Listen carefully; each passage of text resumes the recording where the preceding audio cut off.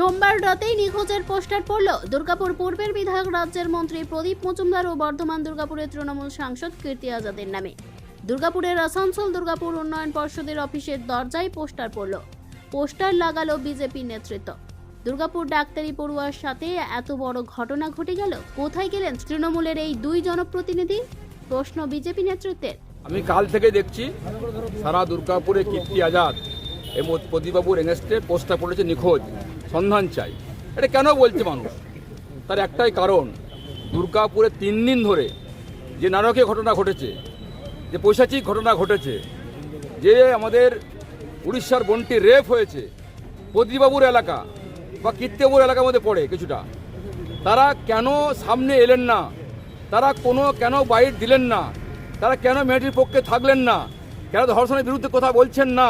তাই মানুষ প্রশ্ন করতে, কোথায় একজন এমপি, একজন মন্ত্রী, পাশে বাবু নয়ন চক্রবর্তী, তারা কোথায়? আমি বলছি না।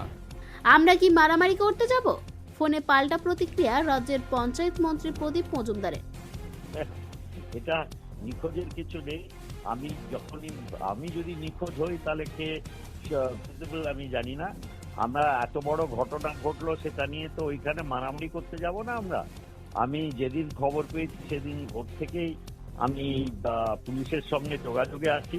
পুলিশ তদন্ত করছে, সে ব্যাপারেও আমরা জানি, এবং পুলিশ যে তদন্ত প্রায় গুটিয়ে নিয়েছে সে খবরও আমরা কয়েক ঘন্টার ভেতর পেয়েছি। তারপরে তো অ্যারেস্ট হয়েছে। আমাদের কাজটা কি?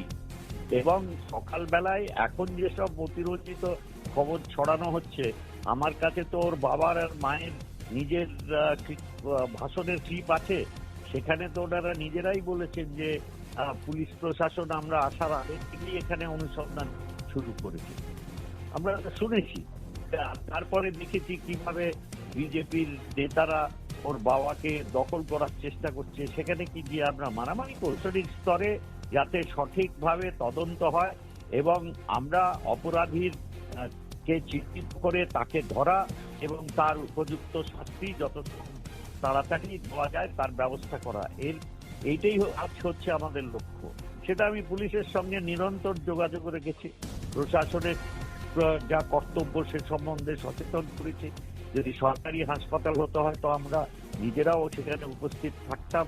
কিন্তু আমি যখন ওর বাবা মায়ের সকাল 8টার সময় আমি রেকর্ডেড ভার্সন দেখেছি, সেটা তো এখন অনেকে ভুলে গেছে। দুর্গাপুরের সিটি সেন্টারে আসানসোল দুর্গাপুর উন্নয়ন পর্ষদ অফিসের উল্টো দিকে বিজেপির ধর্ণা মঞ্চ চলছে।